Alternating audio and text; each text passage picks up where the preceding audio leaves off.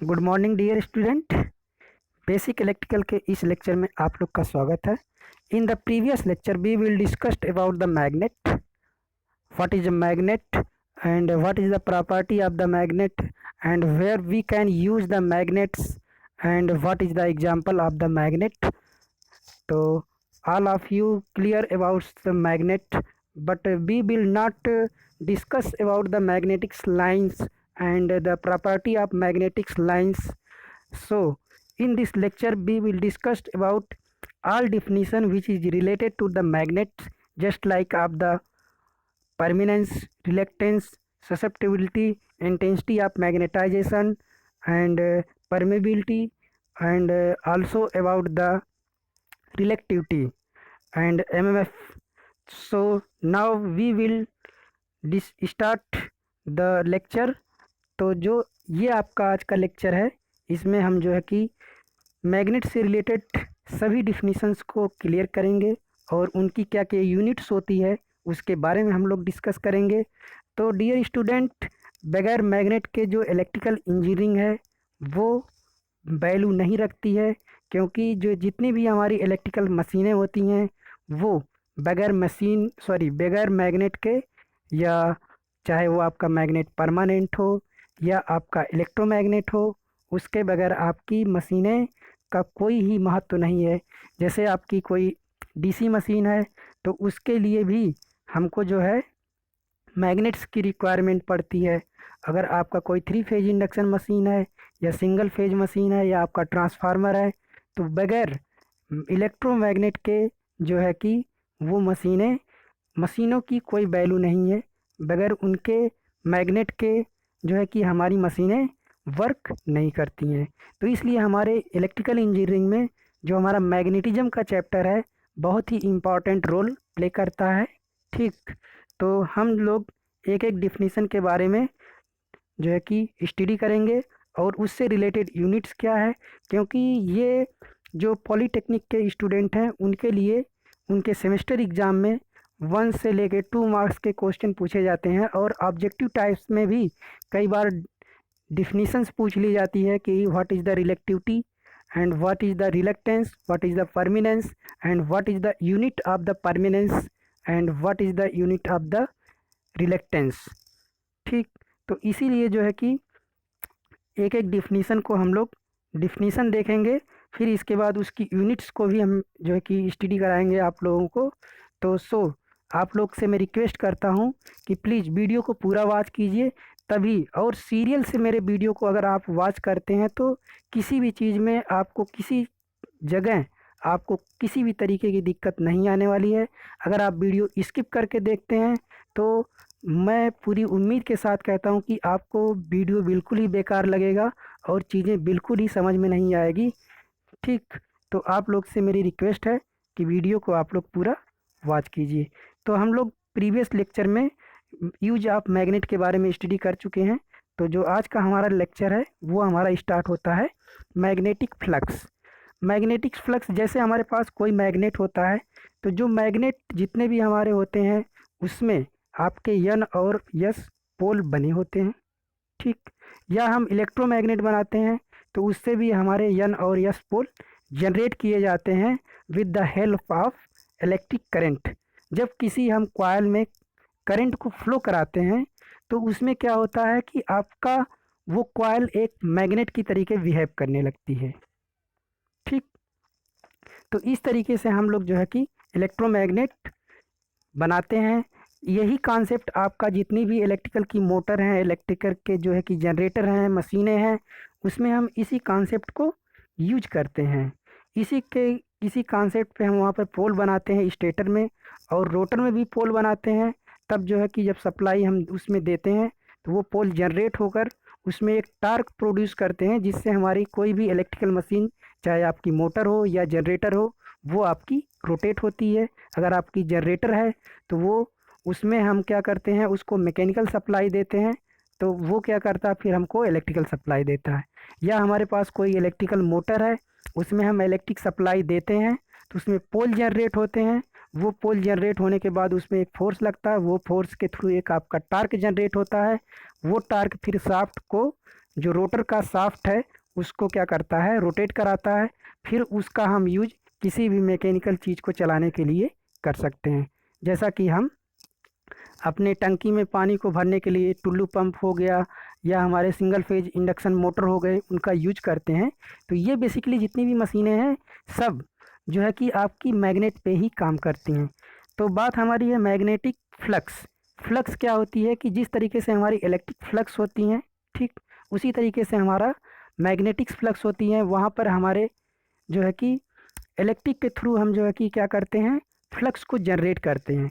उसी तरीके से हमारे पास जब कोई हमारे पास यन और यस, ये मान लीजिए यन और यस क्या है, एक चुंबक है। तो जो मैग्नेटिक्स लाइंस हैं, ठीक वो यन से यस पे जाके क्या करती हैं, समाप्त होती हैं। ठीक, यन से निकलते हुए यस में प्रवेश करती हैं। ठीक, तो ये जो है इनके चारों तरफ क्या हो जाता है, मैग्नेटिक फील्ड बन जाता है। इन्हीं मैग्नेटिक फील्ड को हम कहते हैं मैग्नेटिक फ्लक्स। ठीक, वहाँ पर हमारा इलेक्ट्रिक के थ्रू जो है कि फ्लक्स जनरेट होती है, इलेक्ट्रिक लाइंस के थ्रू। ठीक, यहाँ पर हमारा मैग्नेट के थ्रू जो है कि मैग्नेटिक फ्लक्स जनरेट होती है।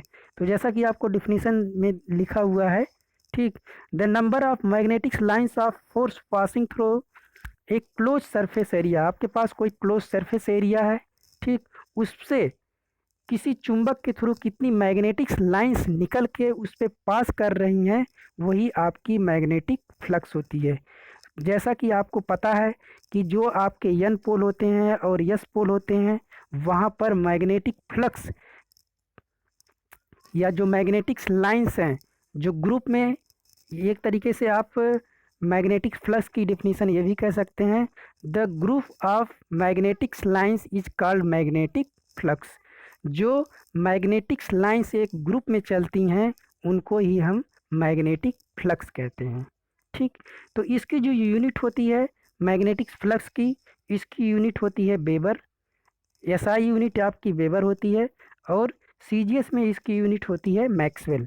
ठीक, और एक वेबर बराबर आपका होता है 10⁸ मैक्सवेल। ठीक, इसको जो है हम फाई से रिप्रेजेंट करते हैं, किसको, फ्लक्स को। मैग्नेटिक फ्लक्स को हम फाई से रिप्रेजेंट करते हैं। ठीक, तो आई होप कि जो है कि आप लोग को मैग्नेटिक फ्लक्स समझ में आ गया होगा।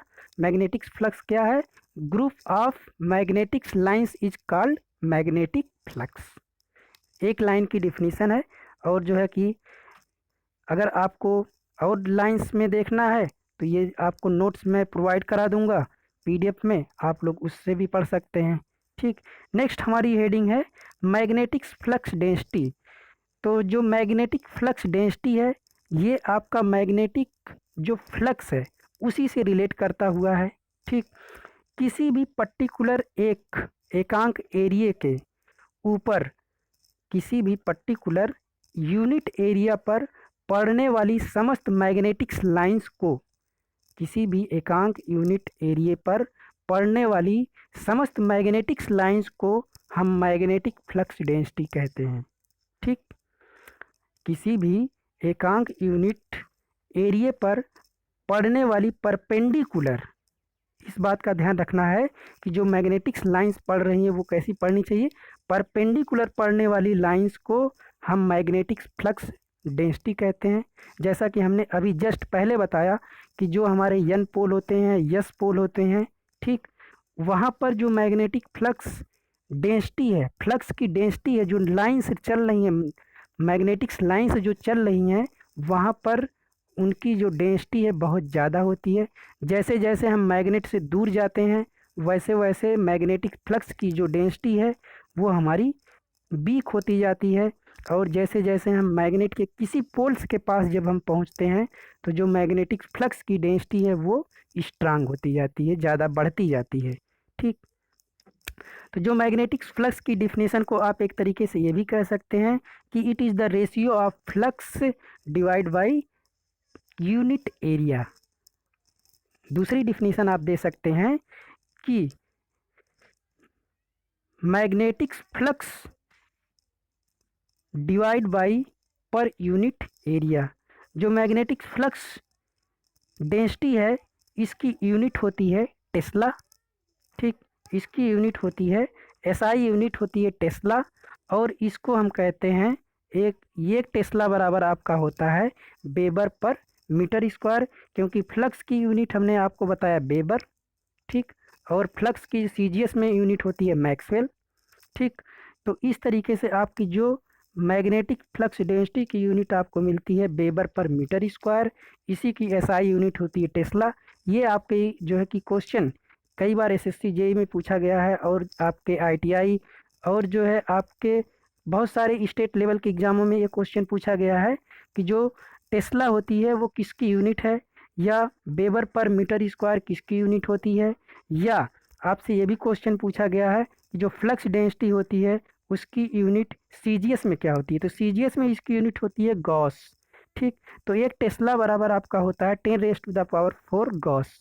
ठीक, तो ये बहुत सारे क्वेश्चन हैं जो आपके कम्पिटिटिव एग्जामों में भी इन्हीं छोटी छोटी हेडिंग से पूछे जाते हैं, और यही आपकी छोटी छोटी हेडिंग्स आपको सेमेस्टर एग्जाम में भी पूछे जाएंगे। 1 से लेके 2 नंबर में आपसे हेडिंग, डिफिनीशन और जो है कि उसकी यूनिट्स क्या होती है इसके बारे में अगर आप कंप्लीट उसमें आंसर में अपना मेंशन करते हैं सारी चीज़ें, तो आपको पूरे मार्क्स मिल जाते हैं। ठीक, नेक्स्ट हेडिंग है हमारी इंटेंसिटी ऑफ मैग्नेटाइजिंग फील्ड, इसी को कहते हैं मैग्नेटाइजिंग फोर्स। ठीक, तो इसकी जो डिफिनीशन है उसको देखते हैं, और इसकी यूनिट क्या होती है उसको भी देखते हैं। इट इज़ द डिग्री और the extent to which a magnetic field can magnetise a substance. ठीक, जब किसी भी सब्सटेंस को हम मैग्नेटाइज करते हैं तो कितनी मैग्नेटिक फील्ड की रिक्वायरमेंट होती है। ठीक, उसी को हम कहते हैं इंटेंसिटी ऑफ मैग्नेटाइजेशन। ठीक, इंटेंसिटी ऑफ मैग्नेटाइजिंग फील्ड, इसका मतलब ये कि किसी भी सब्सटेंस को हमको अगर मैग्नेटाइज करना है, जैसे हमारे पास कोई आयरन पीस है, अगर हम उसको मैग्नेटाइज कर रहे हैं तो कितनी हमको उस पर मैग्नेटिक फील्ड डालनी पड़ेगी, कितनी उस पर मैग्नेटिक्स लाइंस नंबर, कितनी नंबर ऑफ मैग्नेटिक्स लाइंस डालें कि वो हमारा मटेरियल जो हमारा आयरन पीस है वो इजीली मैग्नेटाइज हो जाए। तो ये होता है आपका इंटेंसिटी ऑफ मैग्नेटाइजिंग या मैग्नेटाइजिंग फोर्स। ये आपका एक तरीके का फोर्स होता है मैग्नेटिक्स लाइंस का, जो हम किसी भी सब्सटेंस पर डालते हैं तब जो है कि हमारा वो सब्सटेंस क्या हो जाता है, मैग्नेटाइज हो जाता है। जैसा कि आप लोग देखते हैं कि स्क्रू ड्राइवर होता है, कई बार उसका हम यूज करते हैं जब मैग्नेट पे बार बार उसको रब करते हैं, रगड़ते हैं, तो देखते हैं कि जो हमारा स्क्रू ड्राइवर है वो भी मैग्नेटाइज हो जाता है, और कील और छोटे जो लोहे के टुकड़े हैं, आयरन के पीस हैं, उनको अपनी तो तरफ क्या कर लेता है, अट्रैक्ट कर लेता है। तो जब हम उस स्क्रू ड्राइवर के नोक को हम कितनी देर तक उसको मैग्नेटिक फील्ड में रखे, ठीक, तो मैग्नेटिक्स लाइंस उस पर पड़ रही थी, तब जो है कि उस सब्सटेंस को क्या कर दी, मैग्नेटाइज कर दी। तो जब वो मैग्नेटाइज हो गया तभी जो है कि उसमें मैग्नेट की प्रॉपर्टी आ गई। जब मैग्नेट की प्रॉपर्टी आ गई तभी जो है कि वो दूसरी चीज़ों को क्या कर रहा है, अपनी ओर आकर्षित कर लेता है। ठीक, तो यही होता है आपका इंटेंसिटी ऑफ मैग्नेटाइजिंग फील्ड, कि कितनी आप फील्ड उस पर अप्लाई कर रहे हैं। ठीक, तो इसका जो फार्मूला होता है इसको हम एच से रिप्रेजेंट करते हैं। एच इक्वल टू होता है आपका वी अपॉन म्यू। बी आपका है flux density, magnetic flux density, और म्यू आपका है रिलेटिव नहीं, ये म्यू आपका होता है परमेबिलिटी। इसकी यूनिट होती है एम्पियर पर मीटर या एम्पियर टर्न पर मीटर। इसकी एक और यूनिट होती है न्यूटन पर वेबर। ठीक, तो आप लोग इंटेंसिटी ऑफ मैग्नेटाइजेशन से क्लियर होंगे। अब हम चलते हैं नेक्स्ट पॉइंट पे। ठीक, तो नेक्स्ट हेडिंग हमारी है इंटेंसिटी ऑफ मैग्नेटाइजेशन। ठीक, ये देखिए दोनों चीज़ें बड़ी कन्फ्यूजिंग टाइप की होती हैं। एक तो आपका इंटेंसिटी ऑफ मैग्नेटाइजिंग फील्ड, ये आपकी फील्ड जो आप किसी सब्सटेंस पे अप्लाई करते हैं, ये होती है इंटेंसिटी ऑफ मैग्नेटाइजिंग फील्ड, कि कितनी फील्ड आप अप्लाई करेंगे तो आपका मटेरियल या आपका सब्सटेंस क्या होगा, मैग्नेटाइज हो जाएगा। ठीक, उसमें मैग्नेट की प्रॉपर्टी आ जाएगी। ठीक। और intensity of magnetization, it is the degree to which a substance is magnetize when placed in magnetic field. ठीक। It is degree to which a substance is magnetize when placed in magnetic field. इसका मतलब ये है कि जब किसी भी substance को मैग्नेटिक फील्ड में रखते हैं तो वो कितना मैग्नेटाइज होता है, ये हमारा बताता है इंटेंसिटी ऑफ मैग्नेटाइजेशन, जिसको हम आई से रिप्रेजेंट करते हैं। इसकी भी यूनिट होती है एम्पियर पर मीटर। ठीक। इंटेंसिटी ऑफ मैग्नेटाइजेशन का मतलब ये है कि किसी भी सब्सटेंस को जब हम मैग्नेटिक फील्ड में रखते हैं तो वो कितना मैग्नेटाइज होता है, ये बताता हमारा है आई, इंटेंसिटी ऑफ मैग्नेटाइजेशन।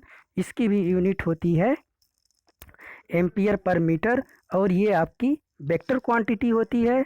ठीक। I equal to M upon ए। ठीक। तो इससे आप लोग क्लियर हो गए होंगे। अब नेक्स्ट पॉइंट पे चलते हैं हम लोग। ठीक। नेक्स्ट पॉइंट हमारा है मैग्नेटिक परमेबिलिटी। ठीक।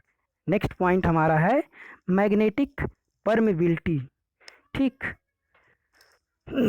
जिस तरीके से हमारी क्या होती है, कंडक्टिविटी होती है, तो कंडक्टिविटी हमको किसी भी इलेक्ट्रिक सर्किट में करंट को फ्लो होने के लिए, करंट को पास कराने के लिए जो है कि इजनेस प्रोवाइड कराती है। ठीक। रेजिस्टेंस क्या करता है, करंट को पास होने के लिए अपोजिशन प्रोवाइड करता है। रेजिस्टेंस करंट को रोकने की कोशिश करता है, लेकिन जो कंडक्टिविटी होती है वो मटेरियल की प्रॉपर्टी होती है। वो ये बताती है कि अगर इस मटेरियल से अगर आप करंट पास करा रहे हैं तो कितनी ईजिली पास हो सकती है।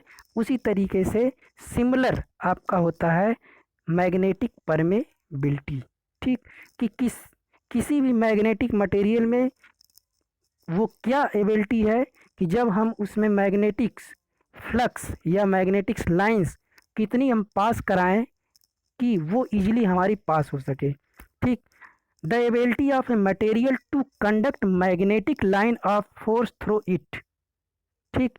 ये आपको इजनेस प्रोवाइड करती है, किसको, मैग्नेटिक फ्लक्स को पास होने के लिए, किसमें, किसी सब्सटेंस में। जैसा कि आपको हेडिंग से क्लियर हो रहा है, एक लाइन की हेडिंग है, मैंने बिल्कुल छोटी छोटी हेडिंग्स ली है ताकि जो लोग इंग्लिश में पढ़ना चाहें तो वो इंग्लिश में पढ़ सकें, जो लोग हिंदी में पढ़ना चाहते हैं तो वो मेरी बातों को सुन के अपना नोट्स बना सकते हैं हिंदी में। The ability of material to conduct magnetic line of force through it. ये आपकी एबिलिटी प्रोवाइड करती है कि किसी भी मटेरियल में हम अगर फ्लक्स को पास करा रहे हैं तो कितनी इजीली उसमें से फ्लक्स पास हो सकती है। ये आपका होता है मैग्नेटिक परमेबिलिटी।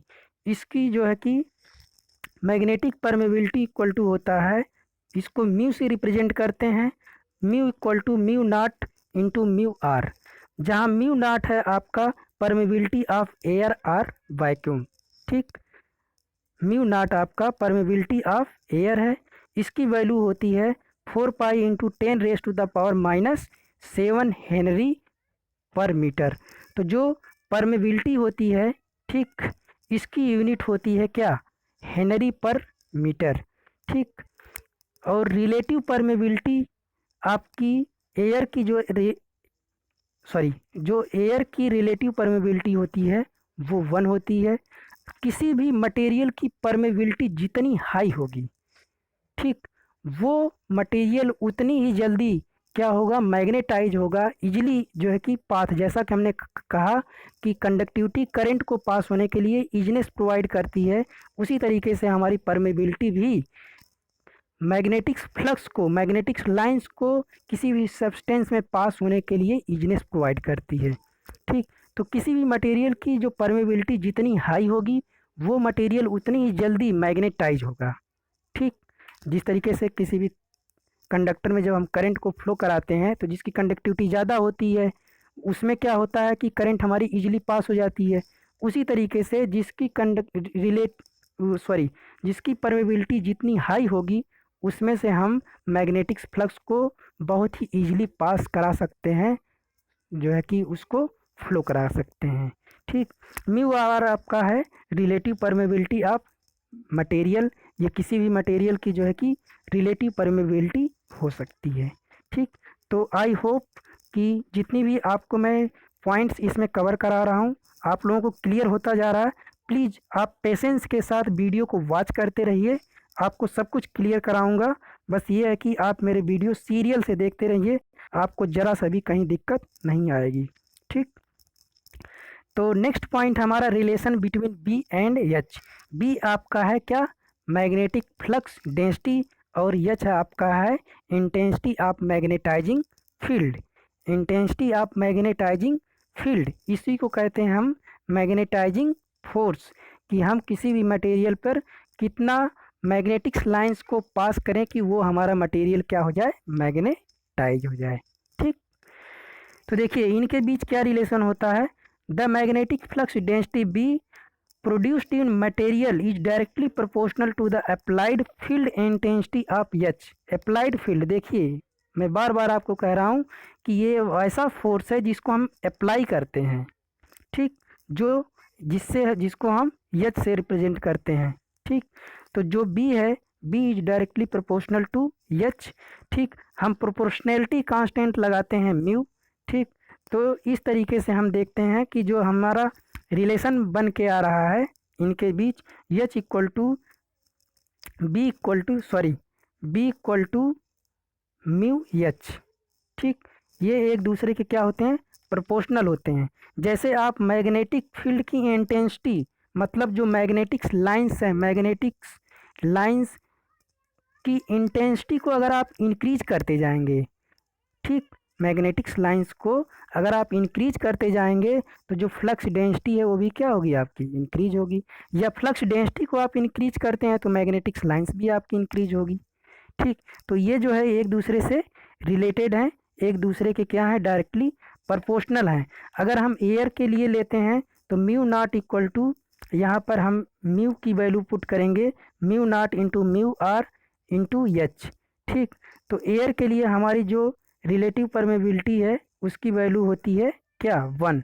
तो इस तरीके से हमको मिल जाएगा यहाँ पर B not equal to mu not into H. ठीक, तो ये रिलेशन आपको यहाँ से मिल गया क्या, relation between B and H, magnetic flux density और magnetizing intensity of magnetizing force. ठीक, या इंटेंसिटी ऑफ मैग्नेटाइजिंग फील्ड के बीच में ये आपका रिलेशन है।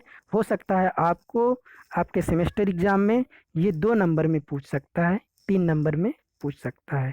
ठीक, तो आप लोग यहाँ तक क्लियर होंगे। और अब आगे हम लोग चलते हैं। नेक्स्ट पॉइंट हमारा है मैग्नेटिक ससेप्टेबिलिटी। ठीक, ये भी पॉइंट आपका बहुत ही इम्पॉर्टेंट है। ठीक, इसको 2 तरीके से हम लोग डिफाइन करते हैं, 2 तरीके से डिफिनीसन देते हैं। एक तो सिंपल सा डिफिनीसन ये कहते हैं, the ratio of I and H is called the susceptibility. ठीक, it is the ratio of intensity of magnetization and magnetizing force is called the susceptibility. इसकी जो यूनिट होती है ये यूनिट लेस होती है। ठीक, क्योंकि जो यूनिट एच की होती है वही यूनिट बी की होती है, दोनों यूनिट आपस में कैंसिल आउट हो जाएंगी, तो इसलिए जो है कि ये यूनिट लेस क्वांटिटी होती है और ये स्केलर क्वांटिटी होती है। ठीक, तो इसके बारे में हम लोग डिटेल में देख लेते हैं। It is the property of substance which show the how easy a substance can be magnetise. ठीक, तो ससेप्टिबिलिटी ये बताती है कि जब हम किसी मटेरियल को या किसी सब्सटेंस को जब हम मैग्नेटाइज करते हैं तो वो कितना जल्दी मैग्नेटाइज हो जाता है, यही आपकी होती है ससेप्टिबिलिटी। ससेप्टिबिलिटी क्या होती है कि जब हम किसी सब्सटेंस को या किसी मटेरियल को मैग्नेटाइज करते हैं तो वो कितना जल्दी से जल्दी मैग्नेटाइज हो जाता है, यही होती है हमारी ससेप्टिबिलिटी। इसकी यूनिट नहीं होती है और ये स्केलर क्वांटिटी होती है। So I hope you are clear from the susceptibility. It is represented by जाइम या साइम। ठीक, तो अब जो है कि नेक्स्ट पॉइंट हमारा है relation between permeability and susceptibility. देखिए दोनों चीज़ें अब आ गई। ठीक, परमेबिलिटी क्या है? परमेबिलिटी ये बताती है कि जब हम किसी मटेरियल को मैग्नेटाइज कर रहे हैं तो वो क्या हमारा इजनेस प्रोवाइड कर रही है, इसके बारे में ये बताती है परमेबिलिटी। और ससेप्टिबिलिटी ये बताती है कि जब हम किसी मटेरियल को जब किसी भी मटेरियल को हम मैग्नेटाइज करते हैं तो वो कितना जल्दी मैग्नेटाइज हो जाता है, ये होती है आपकी ससेप्टिबिलिटी। ठीक, तो हमको ये देखना है कि जो हमारा म्यू आर है और साई एम है उसके बीच में क्या रिलेशन होता है। ठीक, तो इसके बाद जो हमारा लेक्चर होगा वो हम जो है कि डायामैग्नेटिक, पैरामैग्नेटिक और फेरोमैग्नेटिक के बारे में बताएंगे।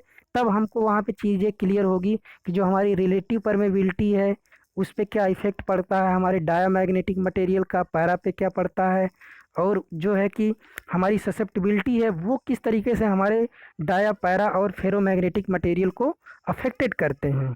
ठीक, तो magnetizing force produce by magnetic flux density in vacuum V naught equal to mu not into H.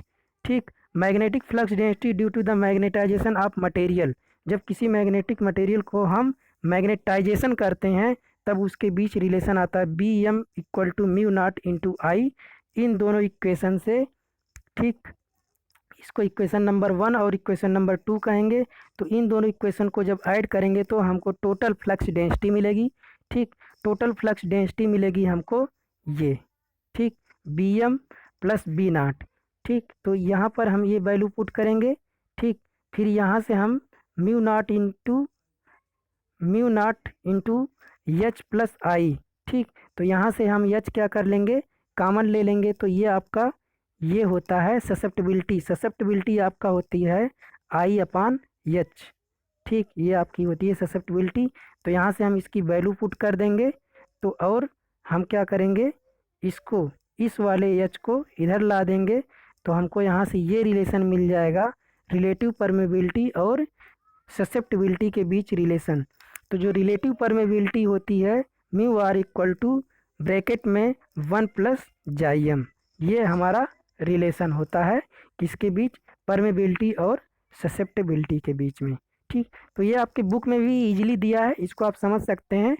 इसको जो है कि मैंने बहुत ज़्यादा डिटेल में समझाने की कोशिश नहीं की है, relation between permeability and susceptibility, but I am try to understand you how to easily you can understand all the definition which is related to the magnetism. Without it you cannot analysis about the machine of electrical, just like आपका motor, generator and transformer. So you can understand all the everything's definition which is related in this lecture. Okay dear student, तो next topic हमारा है, next point इसमें MMF. MMF आपका होता है magnetic, जिस तरीके से हमारा इलेक्ट्रिक में होता है ईएमएफ, उसी तरीके से हमारा मैग्नेटिक सर्किट में होता है एमएमएफ। ठीक, जिस तरीके से हम वहाँ पर ईएमएफ इंड्यूस कराते हैं, ईएमएफ को फाउंड करते हैं, उसी तरीके से हमारा एमएमएफ भी होता है। The magnetic pressure which setup magnetic flux in magnetic circuit is called MMF. ठीक, मैग्नेटिक एक प्रेशर है, the magnetic pressure which setup the magnetic flux in magnetic circuit, किसी भी मैग्नेटिक सर्किट में हम जो मैग्नेटिक प्रेशर या मैग्नेटिक लाइनों का जो ग्रुप है उसको जो हम सेटअप कर रहे हैं, सेट कर रहे हैं उसमें उसके अराउंड, वही हमारा होता है एमएमएफ। एमएमएफ इक्वल टू होता है N I, where N is the number of turn and I is the current. जैसे कि आपके पास कोई कॉइल है, ठीक, ये आपकी कॉइल है, इसमें हम इसको बाउंड करके इसमें जो हम इसमें करंट जब फ्लो कराते हैं तो जितनी आपकी करंट ज़्यादा से ज़्यादा होगी, जितने नंबर ऑफ टर्न्स ज़्यादा होंगे, उतना ही ज़्यादा आपका एमएमएफ प्रोड्यूस होता है। ठीक, तो इसकी जो यूनिट होती है एम्पियर टर्न ये आपकी एसआई यूनिट होती है। इसकी एक यूनिट और होती है जिसको बहुत कम ही लोग और बहुत कम बुक में दिया गया है, जो आपकी सीजीएस में आपकी यूनिट होती है, इसको हम कहते हैं गिलबर्ट। ठीक, ये आपके जो गिलबर्ट यूनिट है, ये आपके एसएससी और कई एग्जामों में आपसे क्वेश्चन पूछा जा चुका है कि what is the unit of the MMF, या गिलबर्ट किसकी यूनिट है। ये आपसे कई बार कई एग्जामों में पूछा गया है। ठीक, और ये क्या है, इट देखिए इसको हमने और भी तरीके से जैसे हम बताने की कोशिश कर रहे थे। It is analogous to the EMF in the electric circuit. जिस तरीके से हमारे इलेक्ट्रिक सर्किट में आपका ईएमएफ इंड्यूस होता है, उसी तरीके से हमारा मैग्नेटिक सर्किट में एमएमएफ भी इंड्यूस होता है। ये एक दूसरे के क्या होते हैं, एनालॉजियस होते हैं। और इसको एक तरीके से एमएमएफ इक्वल टू हम कहते हैं फ्लक्स इनटू रिलक्टेंस। फ्लक्स को हम फाई से रिप्रेजेंट करते हैं और रिलक्टेंस को हम लोग यस से रिप्रेजेंट करते हैं। ठीक, तो नेक्स्ट हेडिंग हमारी है रिलक्टेंस। ठीक, रिलक्टेंस क्या होता है, रिलक्टेंस आपका एनालॉजियस होता है किसके तरीके, रेजिस्टेंस के तरीके।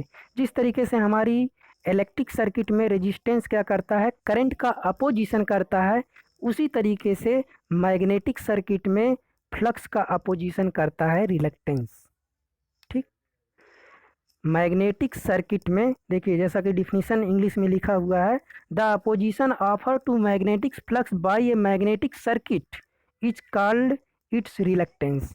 किसी भी मैग्नेटिक सर्किट में मैग्नेटिक फ्लक्स का जो अपोजिशन करता है उसको हम रिलक्टेंस कहते हैं, और इलेक्ट्रिक सर्किट में जो करंट का अपोजिशन करता है उसको हम रेजिस्टेंस कहते हैं। ठीक, तो आप लोग इससे क्लियर होंगे। तो जो आपका रिलक्टेंस यस इक्वल टू होता है L upon mu A. S is directly proportional to L. जैसे यस आपका लंबाई, ठीक, जो आपकी कॉइल है अगर उसकी लंबाई बढ़ती है तो जो है कि आपका रिलक्टेंस क्या होता है, बढ़ता है। जिस तरीके से लंबाई के बढ़ने पर रेजिस्टेंस बढ़ता है, उसी तरीके से लंबाई के बढ़ने पर आपका रिलक्टेंस भी बढ़ता है। ठीक, तो आप लोग इससे क्लियर हो गए होंगे कि जो रिलक्टेंस होता है वो क्या होता है आपका। तो रिलक्टेंस का एक फार्मूला और होता है S equal to M M F upon flux. तो कितनी फ्लक्स आपकी पास कर रही है, ठीक, और ये आपका होता है एम एम एफ अपान फ्लक्स। ठीक, it is the analogous to the resistance, इसको हमने पहले ही बता दिया। इसकी जो यूनिट होती है एम्पियर टर्न पेवर होती है। तो नेक्स्ट पॉइंट हमारा परमिनेंस। ठीक, तो परमिनेंस क्या है, परमिनेंस आपका जो है कि रिलक्टेंस का अपोजिट होता है। जिस तरीके से हमारा कंडक्टेंस होता है, ठीक, कंडक्टेंस क्या करता है, रेजिस्टेंस का अपोजिट होता है। ठीक, तो यहाँ पर जो रिलक्टेंस है इसका अपोजिट होता है परमानेंस। ठीक, it is the reciprocal of reluctance. Permeance equal to 1/s। ठीक, एरिया के बढ़ने पर आपका जो है कि परमानेंस क्या होता है, बढ़ता है। ठीक, परमानेंस का मतलब इजनेस प्रोवाइड करता है, जो कि फ्लक्स को पास होने के लिए इजनेस प्रोवाइड करता है। तो सो डियर स्टूडेंट, आज के लेक्चर में बस इतना ही। तो नेक्स्ट लेक्चर जो हमारा होगा उसमें हम आपको left hand rule, right hand rule और किस तरीके से मैग्नेटिक फील्ड को हम फाइंड करते हैं इसके बारे में हम लोग एनालिसिस करेंगे। इसके बाद का जो लेक्चर होगा उसमें हम हिस्टैरिसीस लूप के बारे में एनालिसिस करेंगे। या तो हो सकता है आपको मैं पैरा या डायामैग्नेटिक मटेरियल्स के बारे में बताने के बाद आपको हिस्टैरिसीस लूप और डोमेन्स के बारे में वहाँ पे बताने के बाद ही मैं आपको नेक्स्ट लेक्चर में आपको जो हमारा इसका तीसरा या चौथा लेक्चर होगा उसमें सॉफ्ट मैग्नेटिक्स मटेरियल और हार्ड मैग्नेटिक मटेरियल के बारे में बिल्कुल डिटेल में बताऊंगा। अगर आपको soft magnetic material, hysteresis loop, eddy current loss, इन सब चीज़ों को पढ़ना है तो पहले मेरे आप इस वाले वीडियो को पूरा देखिएगा, क्योंकि ये वीडियो थोड़ा सा लंबा है। इसमें बहुत सारी चीज़ों को हमने कवर किया है और जो भी चीज़ें हमने कवर किया है इसमें बिल्कुल डिटेल में कवर किया है। तो इस लेक्चर में बस इतना ही।